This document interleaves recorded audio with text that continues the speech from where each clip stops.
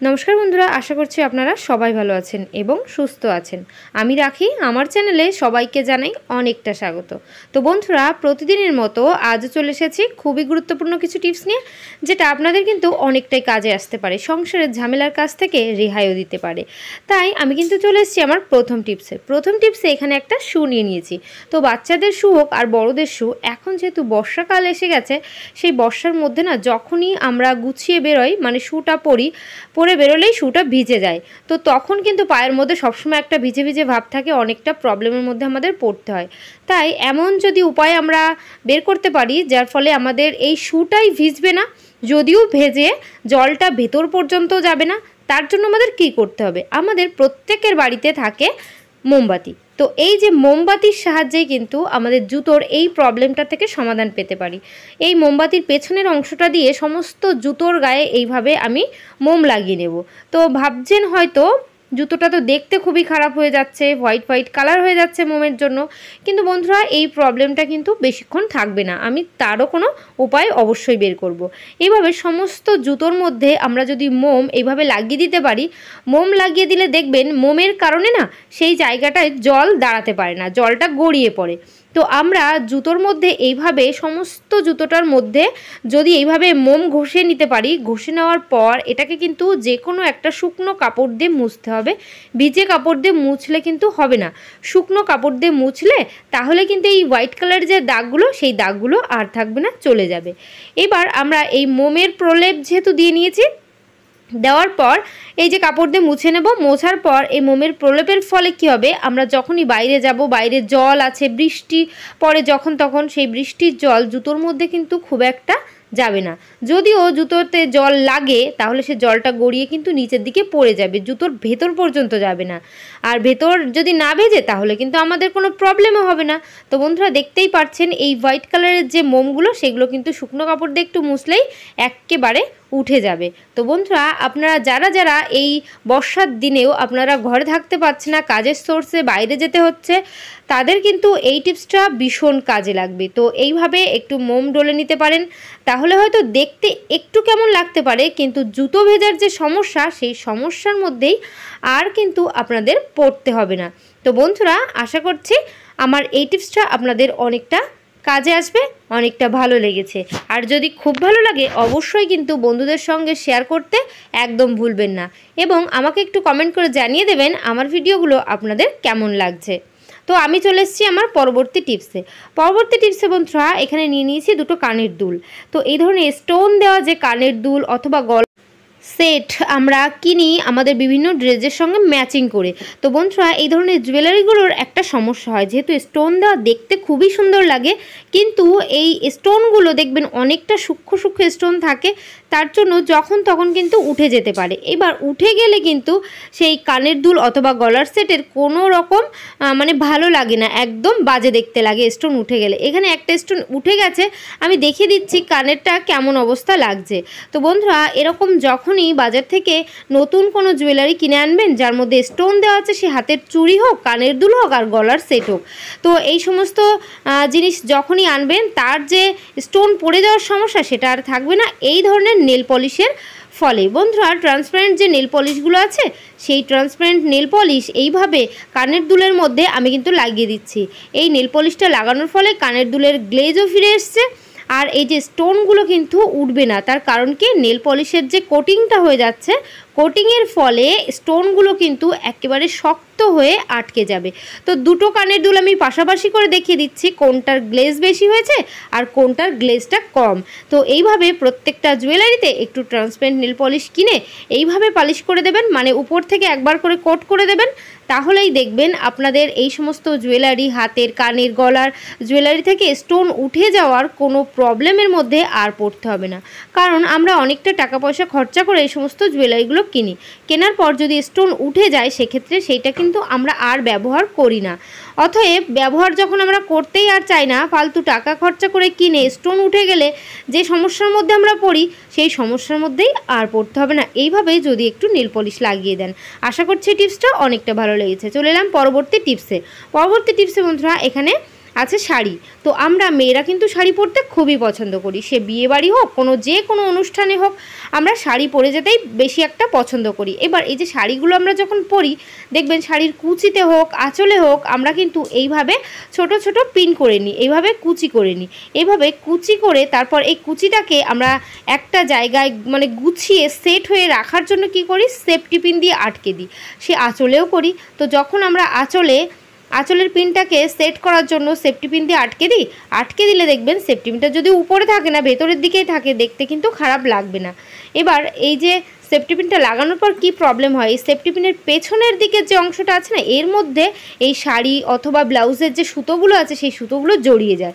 এই সেফটি পিনের মধ্যে যখনই জড়িয়ে যায় তখন কিন্তু আমাদের অনেকটা প্রবলেম হয়। সেই অনেকটা টানাটানি করতে করতে শাড়ি অথবা সেফটি পিনের ওই জায়গাটা কিন্তু খুলে মানে আটকে যায়, আর তখন অনেকটা সমস্যার মধ্যে আমাদের পড়তে হয়। তাই এই সমস্যার মধ্যেই যাতে না পড়তে হয়, আমরা অনেকে কিন্তু এই সেফটি পিনের মধ্যে পুঁথি দিয়ে থাকি। তো পুঁথি দিলে কি হয়, অনেকটা সময় সেই পুঁথি হাতের কাছে কিন্তু পাওয়া যায় না।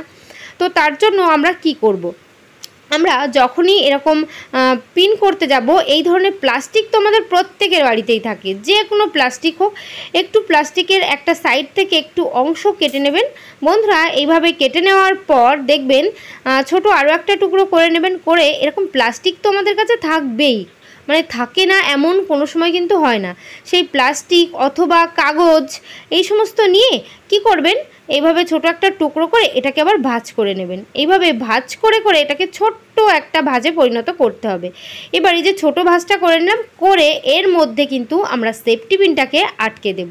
এবার এই যে প্লাস্টিকের মধ্যে সেফটি পিন দিলে কি হবে, প্লাস্টিকের মধ্যে সেফটি পিন দিলে এবার যখন এই সেফটি পিনের সাহায্যে আমরা কুচি অথবা আঁচলের এই জায়গাটা পিন করব, করার পর দেখবেন এই ভেতরে যে সুতো আটকে যাচ্ছে সেফটি পিনের নিচের অংশে, সেইখানে প্লাস্টিক থাকার কারণে সুতোগুলো কিন্তু ভেতরের দিকে ঢুকবে না, আর তখন আমাদের শাড়ি অথবা ব্লাউজ ছিঁড়ে যাওয়ার কোনো সম্ভাবনাই হবে না। তো বন্ধুরা দেখবেন যখন এরকম কোনো সমস্যায় পড়বেন, একটু বুদ্ধি খাটিয়ে নিলেই দেখবেন সেই কাজের থেকে সমাধান অবশ্যই পাবেন। আশা করছি এই টিপসটা অনেকটা কাজে আসবে, অনেকটা ভালো লেগেছে। চলে এলাম পরবর্তী টিপসে। আমরা যখন নানান ধরনের খাবার দাবার কিনি তার মধ্যে অনেক সময় এই ধরনের কন্টেনার পাওয়া যায়, আবার আমরা বাজার থেকে কিনেও আনি। এই কন্টেনারের মধ্যে সাধারণত আমরা মুড়ি অথবা বিস্কিট এই ধরনের জিনিসপত্র রাখি। দেখবেন কিছুদিন পর ব্যবহার করতে করতে না গ্লেজ নষ্ট হয়ে যায়, আর এই কন্টেনারের মধ্যে একটা ধোয়া মানে সাদা, দেখতেই পাচ্ছেন একটু গ্লেজ নেই, কেমন একটা কালার হয়ে গেছে। নতুন একটা কন্টেনার দেখিয়ে দিচ্ছি কতটা উজ্জ্বল। তো এই কন্টেনারটার মধ্যে তফাৎ কিন্তু বুঝতেই পারছেন। তো দেখবেন বন্ধুরা এরকম নতুনের মতো কিন্তু এই পুরনো কন্টেনারটাকে আমি তৈরি করে ফেলবো। কিভাবে তৈরি করতে হবে, আমরা কিন্তু সব কিছুই পরিষ্কার পরিচ্ছন্ন করলে এই ধরনের কন্টেনারগুলোকে কখনোই পরিষ্কার করতে চাই না অথবা করি না। তো তার জন্য আমরা কি করব, এখানে নিয়ে নিয়েছি হোয়াইট কালারের একটু পেস্ট। এভাবে হোয়াইট কালারের একটু পেস্ট কন্টেনারের মধ্যে দিয়ে দিতে হবে।